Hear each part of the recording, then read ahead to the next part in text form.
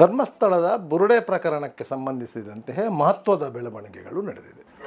ಧರ್ಮಸ್ಥಳದ ಸುತ್ತಮುತ್ತ ನೂರಾರು ಶವಗಳನ್ನು ಹೂತಿಡಲಾಗಿದೆ ಎಂಬ ಆರೋಪದ ಹಿನ್ನೆಲೆಯಲ್ಲಿ ರಾಜ್ಯ ಸರ್ಕಾರ ಮಾಡಿದ ಆದೇಶದಂತೆ SIT ತಂಡ ಕಳೆದ 6 ತಿಂಗಳಿನಿಂದ ತನಿಖೆ ನಡೆಸುತ್ತಿದೆ.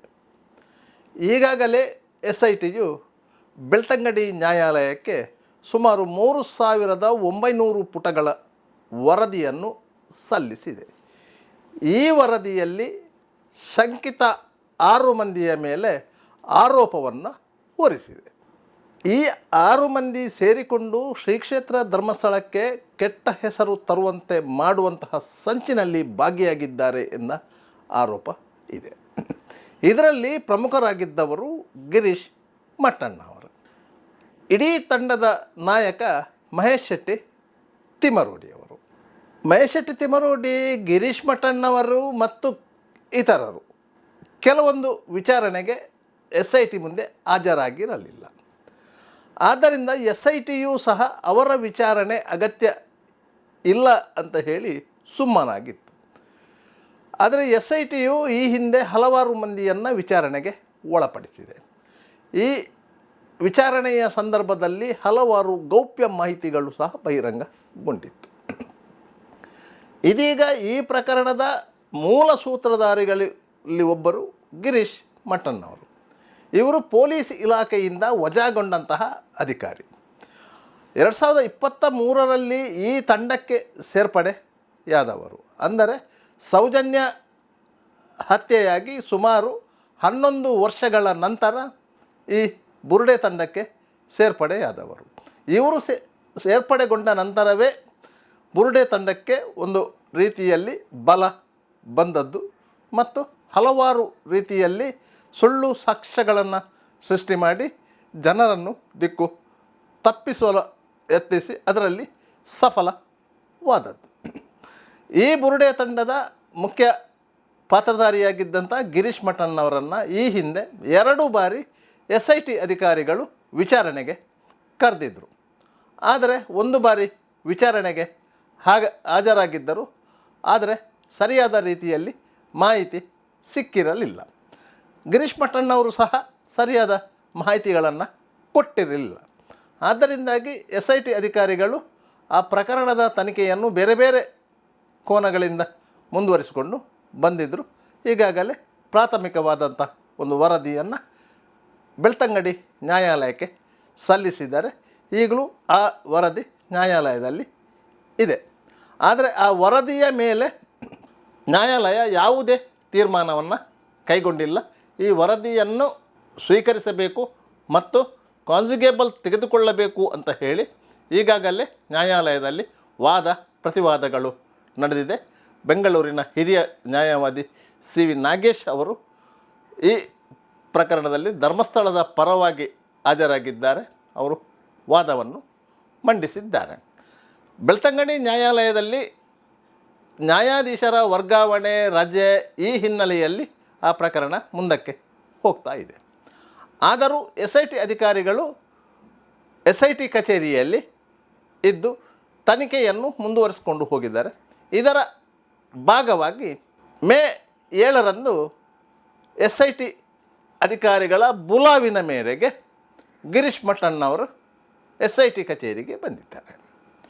ಬೆಳಗ್ಗೆ ಸುಮಾರು 11 ಗಂಟೆಯ ವೇಳೆಗೆ SIT ಕಚೇರಿಗೆ ಬಂದಂತಹ ಗಿರೀಶ್ ಮಟ್ಟಣ್ಣವರನ್ನು SIT ಕಚೇರಿಯಲ್ಲಿದ್ದ ಅಧಿಕಾರಿಗಳು ಪ್ರಶ್ನೆ ಮಾಡಿದ್ದಾರೆ. ಅವರ ಹಳೆಯ ಆಂಡ್ರಾಯ್ಡ್ ಮೊಬೈಲನ್ನು ವಶಪಡಿಸಿಕೊಂಡಿದ್ದಾರೆ.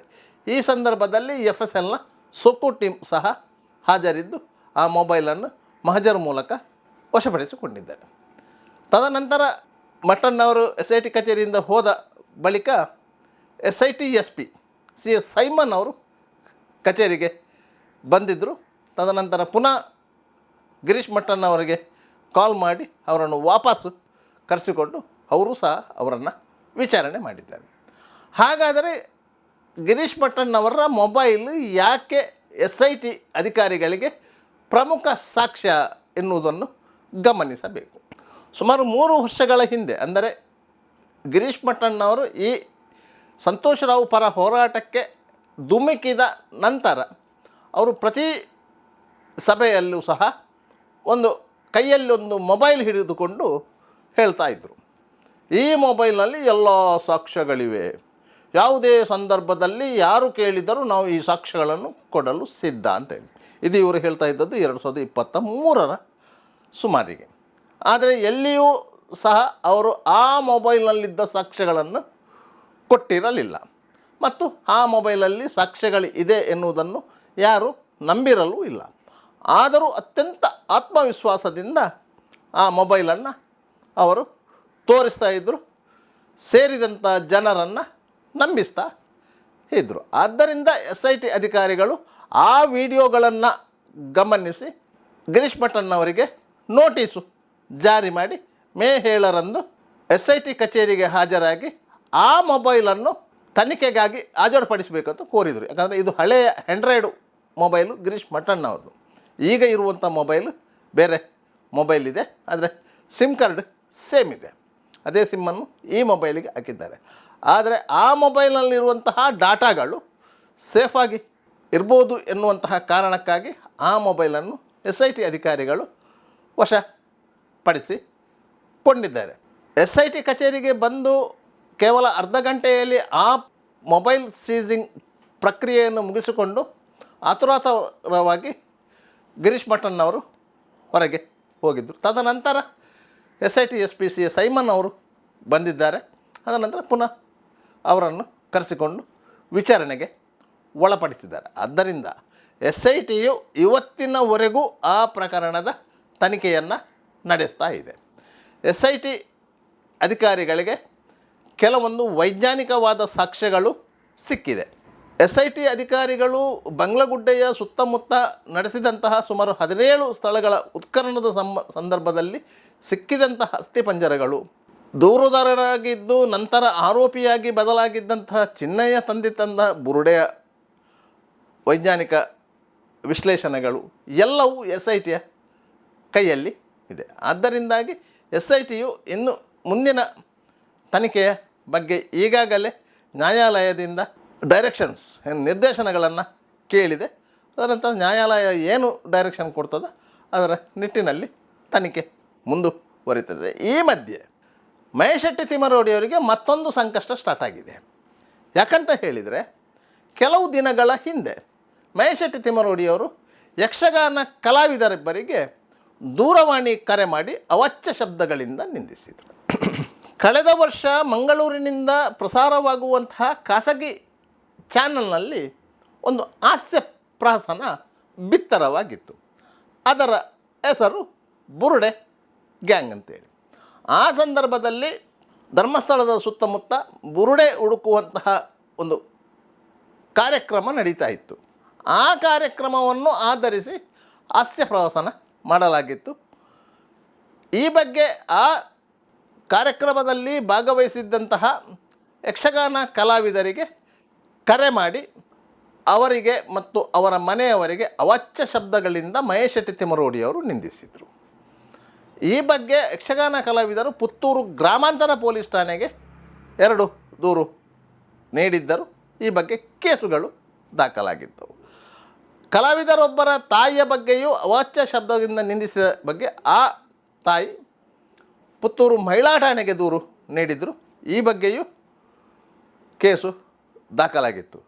ಅದರಿಂದಾಗಿ ಈ 3 ಕೇಸುಗಳಿಗೆ ಸಂಬಂಧಪಟ್ಟಂತೆ ಮಹೇಶೆಟ್ಟಿ ತಿಮ್ಮರೋಡಿಯವರು ನಿರೀಕ್ಷಣಾ ಜಾಮೀನು ಕೋರಿ ಪುತ್ತೂರು ಸೆಷನ್ಸ್ ನ್ಯಾಯಾಲಯಕ್ಕೆ ಅರ್ಜಿ ಸಲ್ಲಿಸಿದ್ದರು. ಈ ಅರ್ಜಿಯನ್ನು ವಿಚಾರಣೆಗೆ ಒಳಪಡಿಸಿದಂಥ ಪುತ್ತೂರು ನ್ಯಾಯಾಲಯ ಈ ಅರ್ಜಿಯನ್ನು ತಿರಸ್ಕರಿಸಿದೆ. ಪರಿಣಾಮವಾಗಿ ಆ ಪ್ರಕರಣಗಳಿಗೆ ಸಂಬಂಧಿಸಿದಂತೆ ಪುತ್ತೂರು ಗ್ರಾಮಾಂತರ ಪೊಲೀಸರು ಮತ್ತು ಪುತ್ತೂರು ಮಹಿಳಾ ಠಾಣಾ ಪೊಲೀಸರು ಯಾವುದೇ ಹೊತ್ತಿನಲ್ಲಿ ನೋಟಿಸು ನೀಡಿ ಮಹೇಶೆಟ್ಟಿ ತಿಮ್ಮರೋಡಿಯವರನ್ನು ವಿಚಾರಣೆಗೆ ಕರೆಯುವ ಸಾಧ್ಯತೆಗಳಿವೆ. ಯಾಕಂತ ಹೇಳಿದರೆ, ಈ 3 ಪ್ರಕರಣಗಳಲ್ಲಿ ವಿಚಾರಣೆಗೆ ವೈಯಕ್ತಿಕವಾಗಿ ಮಹೇಶೆಟ್ಟಿ ತಿಮ್ಮರೋಡಿಯವರ ಹಾಜರಾತಿ ಅಗತ್ಯ ಇದೆ. ಯಾಕಂತ ಹೇಳಿದರೆ, ಅವರು ದೂರವಾಣಿ ಮೂಲಕ ಮಾತನಾಡಿ ಅವಾಚ್ಯ ಶಬ್ದಗಳಿಂದ ನಿಂದಿಸಿರುವುದು. ಆದ್ದರಿಂದಾಗಿ ಅವರ ಧ್ವನಿ ಪರೀಕ್ಷೆ ಆಗಬೇಕಾಗಿದೆ. ಅದಕ್ಕಾಗಿ ಆ 2 ಠಾಣೆಯ ಪೊಲೀಸರು ಆ 3 ಪ್ರಕರಣಗಳಿಗೆ ನೋಟಿಸ್ ನೀಡುವ ಸಾಧ್ಯತೆಗಳಿವೆ. ಆ ಸಂದರ್ಭದಲ್ಲಿ ಸರಿಯಾದ ರೀತಿಯಲ್ಲಿ ಸ್ಪಂದಿಸದೇ ಇದ್ದಲ್ಲಿ ಮಹೇಶ್ ಶೆಟ್ಟಿ ತಿಮ್ಮರೋಡಿಯವರನ್ನು ಬಂಧನಕ್ಕೊಳಪಡಿಸುವ ಸಾಧ್ಯತೆಗಳು ಇವೆ. ಇಲ್ಲದಿದ್ದರೆ ಅದು ಬೇಲೇಬಲ್ ಒಫೆನ್ಸ್, ಅಂದರೆ ಜಾಮೀನು ನೀಡುವಂತಹ ಅಪರಾಧ ಆಗಿರುವುದರಿಂದ ಠಾಣೆಯಲ್ಲಿ ಜಾಮೀನು ಕೊಟ್ಟು ಕಳುಹಿಸಲೂಬಹುದು, ಇಲ್ಲದಿದ್ದರೆ ನ್ಯಾಯಾಲಯಕ್ಕೆ ಹಾಜರುಪಡಿಸಲೂಬಹುದು. ಒಂದು ವೇಳೆ ಹಾಜರುಪಡಿಸಿದರೆ ಸರ್ಕಾರಿ ಅಭಿಯೋಜಕರು ಸರಿಯಾದ ಸಮಯಕ್ಕೆ ಆಕ್ಷೇಪಣೆಯನ್ನು ಸಲ್ಲಿಸಿದರೆ ಜಾಮೀನು ಸಿಗುವ ಎಲ್ಲ ಸಾಧ್ಯತೆಗಳು ಇದೆ. ಈ ಮಧ್ಯೆ ತಿಮ್ಮರೋಡಿಯವರ ಗಡೀಪಾರು ಆದೇಶವೂ ಸಹ ತೂಗುಎಲೆಯಲ್ಲಿ ಇದೆ. ರಾಜ್ಯ ಹೈಕೋರ್ಟು ಅವರು ಸಲ್ಲಿಸಿದಂಥ ಅರ್ಜಿಯನ್ನು ತಿರಸ್ಕರಿಸಿದೆ. ರಾಜ್ಯ ಮುಖ್ಯ ಕಾರ್ಯದರ್ಶಿಗಳಿಗೆ ಅರ್ಜಿ ಸಲ್ಲಿಸುವಂತೆ ಸೂಚಿಸಿದೆ. 2 ವಾರಗಳ ಅವಕಾಶವನ್ನು ನೀಡಿದೆ. ಆ ಸಮಯದ ಅವಧಿ ಮುಗಿಯುತ್ತಾ ಬಂದಿದೆ. ಆದ್ದರಿಂದ ಮಹೇಶ್ ಶೆಟ್ಟಿ ತಿಮ್ಮರೋಡಿಯವರಿಗೂ ಸಹ ಕಾನೂನಿನ ಸಂಕಷ್ಟಗಳು ಎದುರಾಗುವ ಎಲ್ಲ ಸಾಧ್ಯತೆಗಳು ಇದೆ.